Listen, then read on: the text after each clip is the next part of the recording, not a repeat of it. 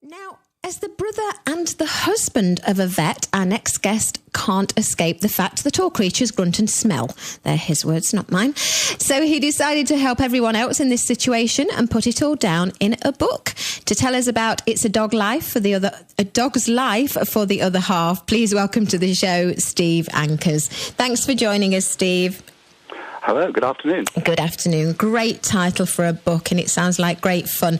Now, at the beginning, did you meet your wife through your brother then, or was that just a happy coincidence that she was a vet too? No, you were right first time.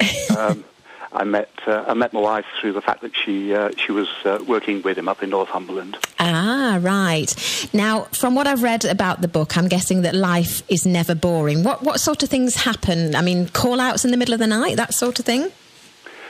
Well, those certainly, yes. I mean, right from the very beginning, one gets used to the on-call duties. Even before I was married, one was aware that my brother's social life was very much at the beck and call of clients in the middle of the night. Christmas dinners ruined, and then obviously, since I've been married, we had the on-call duties, and we had to carry pages around with us in those days wherever we went, to people's houses or to theatres, and always be at beck and call of clients, yeah. Apparently you also had weddings thrown into disarray by escaping animals. That's true, yes. My niece got married, or at least had her wedding reception, on her dad's farm up in Northumberland. That's my brother, of course. And in addition to being a very experienced vet, he has a kind of private hobby farm up there with rheas, wallabies, llamas, even a couple of camels. And on the night of the wedding, in the early hours, people were starting to take themselves back to bed or to their various tents when someone reported there were a couple of wallabies on the loose. And you can perhaps rely on guests to help you to some extent, but I think once it comes to grabbing those kinds of things, you need a bit of expertise and a bit of determination. So my niece, whose wedding day it had been, just rushed off in her wedding dress and sort of hurtled around, and with a bit of help from the rest of us, she managed to grab the two escapees. That was quite entertaining. I bet it was, yeah, seeing her running around in her wedding dress. Presumably, because of your brother and now your wife, you've sort of learnt how to be a bit of a veterinary nurse. Yes, I wouldn't claim any great expertise, but you often end up holding up the tail or doing the mopping up. I suppose in the early days of our marriage, when Margaret, my wife, was working for the PDSA, People's Dispensary for Sick Animals in Manchester. It's only an animal charity, doesn't have a lot of money, and when called out in the middle of the night, there weren't sort of veterinary nurses in those days. I think things may have changed now, but if she was called down to the surgery in Old Trafford, there was only herself. So I used to go down sometimes with the baby in the carry cot, and it would only be myself to help put things on drips, help deliver animals through cesareans, console the bereaved or worried clients and so on, who sometimes thought I was the vet, or must be the vet because I was the man, yes. Because soon realised that I wasn't the one with the skills, but I still performed some of the roles. Isn't it terrible how we automatically think that because there's a man there, he must be the vet? I'd like to think it's less so now, but certainly in those days, we're talking sort of 20 to 30 years ago, there did seem to be a built-in assumption that unless you were wearing a tweed sports jacket, then you shouldn't be allowed to look after farm animals and so on. But I think things have changed dramatically. I suspect there may be more women coming into the veterinary profession these days than men, for all I know. Yeah. And apparently in the book we'll meet lots of different characters. I'd like to just go through a few, but you've already mentioned your brother's farm, because I've got down here we meet thespian camels who star in village nativity plays. Is that's one of your brother's pets, or some of your brother's pets?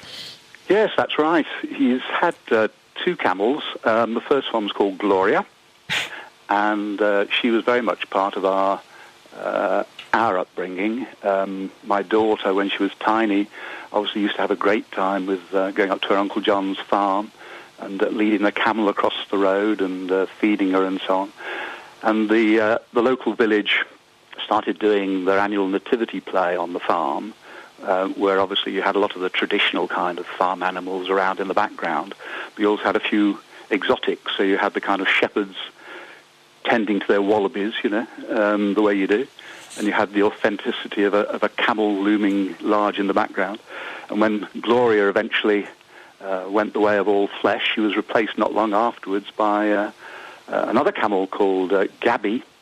And, of course, there wasn't that much competition locally to take over the role that the Gloria had played. So Gabby now features in the local nativity play instead. Oh. And another story, a cat who ate a chihuahua and spat out the tail. Nice. Yes, well, I'm afraid these things happen.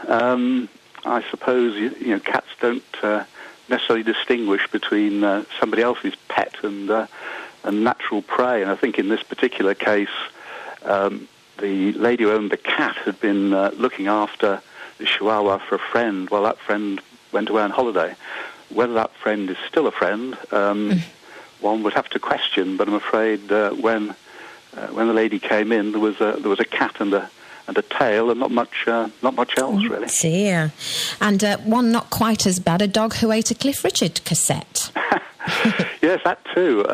Yes, there's a whole section in the book about, I suppose, what we would call foreign bodies, things that animals digest that amaze you.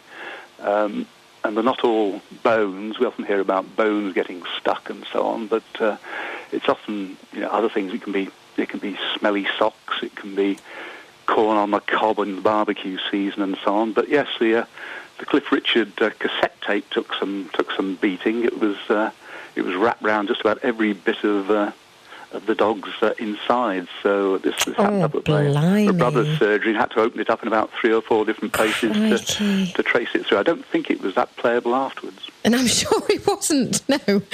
And have you ever actually been tempted to become a vet yourself? I mean, you must have learnt a lot. I've got down here that in the book we will discover how to rugby tackle a fully grown escaped alligator. Yes, I think the simple answer to your question is absolutely not. No. And I think my daughter would say exactly the same thing. I can just about handle the squeamish aspects of it.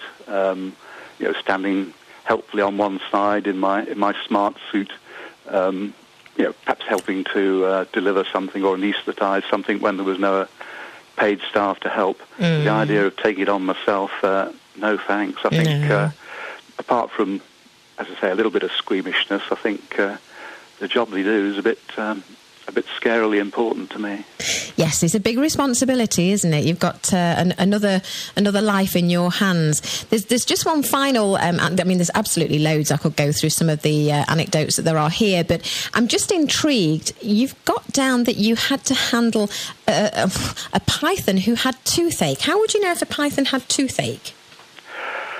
I think the owners must have been aware. I suppose if you own something, it's not right. I think there was a swelling, I think, on the outside of the snake's mouth. I think that was what brought it to their attention and caused them to bring it into my brother's surgery.